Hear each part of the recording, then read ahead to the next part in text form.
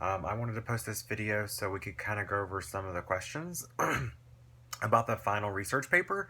And I had a little bit of time before I have a bunch of stuff that's going on, so I was like, let's do it right now. So bear with me, this video might be a little bit long, and I'll actually try to put down in the comments or down in the description of where the question's being answered. So like, I'll put the time throughout the video of like what's being answered, okay? So first, let's see here. The first one is, what is an academic peer-reviewed resource and where are those found? Okay, so an academic peer-reviewed resource, is anything that's in a academic journal, normally any sort of published book, has also been peer reviewed. You can even look at like some of the master's theses, for instance, that are in the ODU library because those have been reviewed by professors, right? So most things that have been published have normally been reviewed. So where you run into some issues is if you start relying on things that are online, because it's not a guarantee that those have been peer reviewed. So where can you find those? Since most of you are, not at ODU on the main campus, as an ODU student, you still do have access to the online libraries. So what you can do is just go to odu.edu. If you're on their main webpage, you'll see libraries up in the top right-hand corner. You'll click libraries. And then from there, you can do ODU only catalogs. That means there's only things that are with ODU. You can use that. But what I actually like is underneath resources, you'll see databases A through Z. I love the databases. They're a lot better, in my opinion. And then you have all these different areas you can do by subject. I actually go to, I just usually click the letter A. So I can go to any of them, the different journal areas that start with the letter A. And then if you scroll down just a little bit, when you get there, you'll see like lists of different journals. It's going to be Academic Search Complete. That's actually my favorite one. The reason it's my favorite one is because it tends to go across different disciplines, which is really helpful when you're writing these papers because, in communication, we're borrowing from so many different disciplines, psychology, sociology, media, like we're just English. We're just borrowing from so many different things that it's really helpful for us to have these databases that have just a kind of a take on everything. So that's one of my favorite ones. Feel free to use any other ones in the comments below if you want to put other, journal articles or search areas that you really like. Feel free to do that too. Okay. So that's one place that you can find these articles. Some things that are not considered peer-reviewed scholarly resources. So Wikipedia is something that a lot of people use, for normal daily information.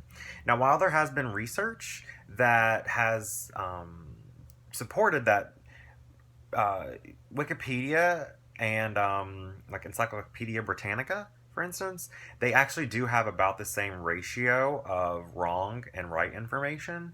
Very, very close, which is awesome, right? I mean, most of us use Wikipedia for that everyday knowledge, but it hasn't been reviewed. It can be changed by anyone.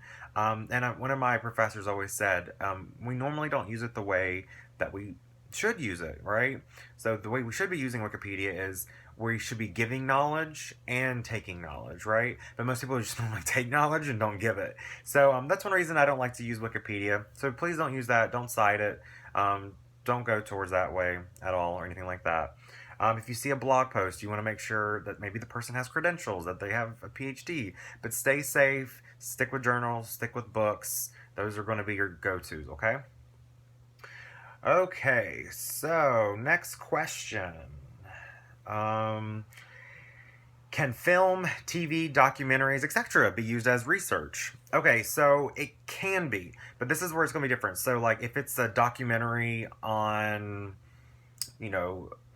media and body image, right?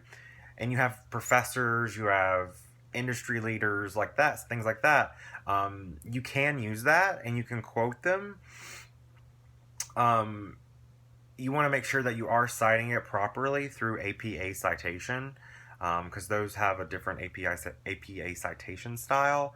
And it also does take longer to take it for me. I did a lot of research on like television shows, and I've done it on movies before, and you literally have to hit like play, stop, play, stop, play, stop, because you're having to make sure you get the quote right. So, I would say if you want to use it, you definitely can. Make sure you also do the in-text citation correctly whenever you are referring to the documentary or television show. That comes from a scholarly resource, right? That comes from someone who's in the area who knows what they're talking about. Like something that might not want to be used is if it's talking about, I don't know, the publishing industry, and you try to use Devil Wears Prada. It's not exactly what the publishing industry is like, right? You can't use that as an example. But maybe if you're watching a documentary on the publishing industry, you might get more correct information. So, okay. But you can use that as an example. If you want to say pulling from media, here's an example of this, of us seeing body image coming out. Like that's okay, but just don't use it as definitive information as a resource for your research. Another question I got a lot was, are personal experiences allowed to be used in the research paper? So I think personal experiences are a great way to bring in your connection to the topic, to set up for us, the reader, or me, the reader.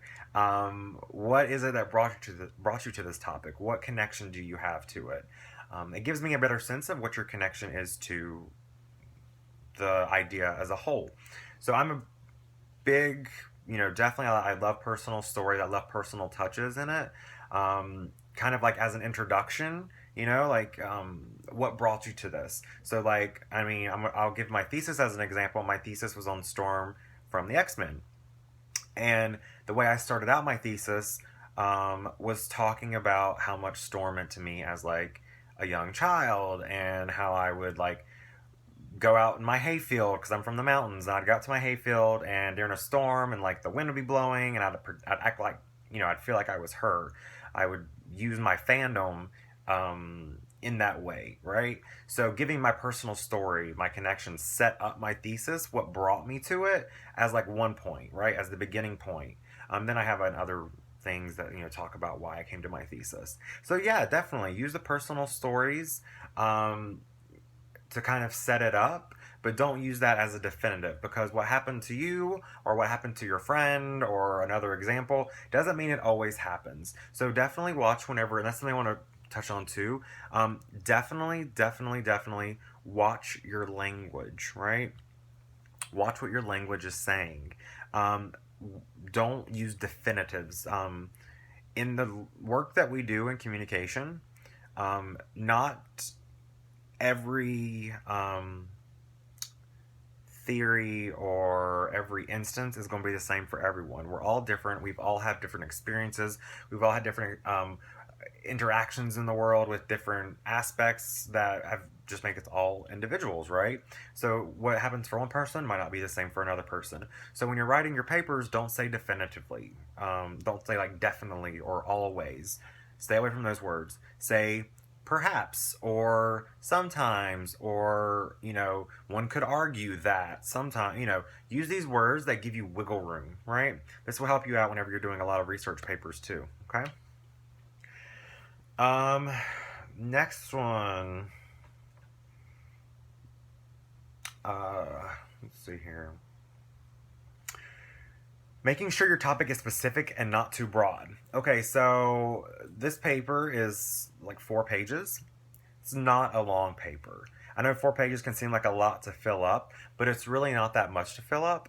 Believe me, you start writing like 150-page papers, and then we can that's a lot to fill up.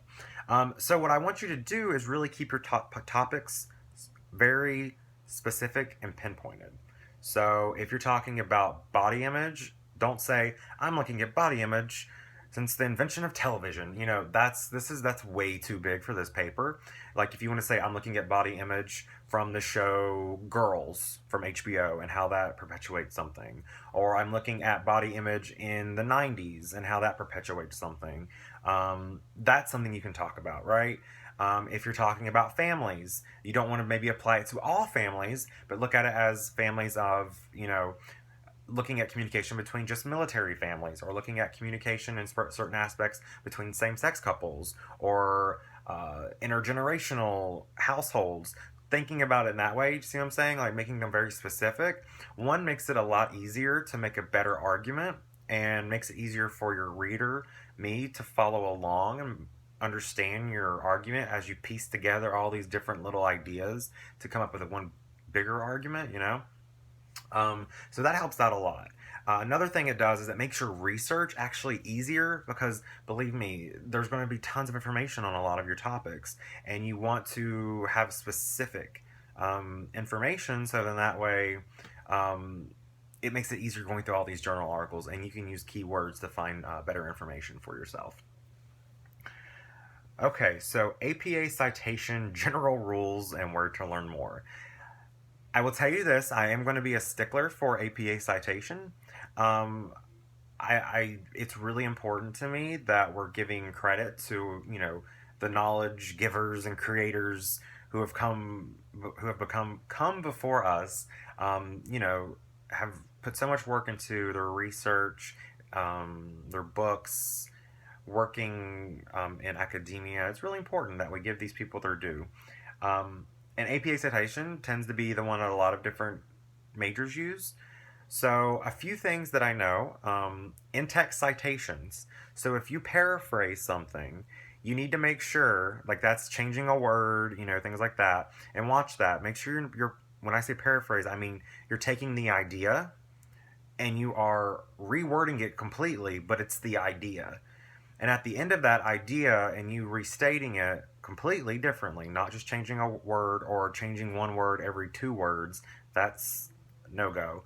Believe me, the safe assign, which what I put your papers through, will pick up on that. Even if you take words and move them around, it will pick up on that, right?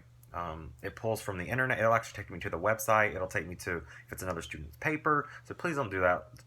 Just take the extra time and reword it.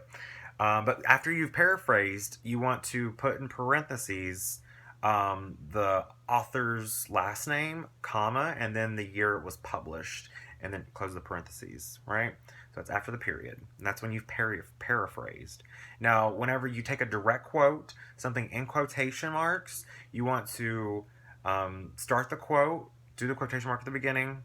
At the end, you want to finish your quotation mark. You want to do period, and then in parentheses, you want to have the author's last name, comma, the year it was published, so like 2014, comma, and then you would put the letter P, lowercase, dot, period, and then the page number it's on, and then you close the parentheses. So that's how you cite for in-text citations in APA. Now, there are other ways, like if you want to use TV or documentaries or encyclopedias or interviews. These are all ways that are also different ways to cite. Like I used a lot of comic books in my thesis, so it's a completely different way you cite it.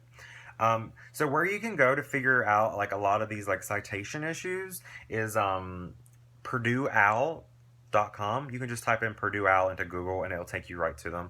So that's PURDUE. OWL, OWL. Just type it into Google and also put APA in there, and they'll give you the full text citations. It is really easy to want to use the the citation generators like Son of Citation Machine. I can't think of some of the other ones. They change all the time, but those are not always correct. They do make mistakes, and I would hate for you to lose points just because of like silly mistakes, right? Your citations will also, your references, your bibliography or / references will go onto a completely separate page. So please make sure those are on a completely separate page.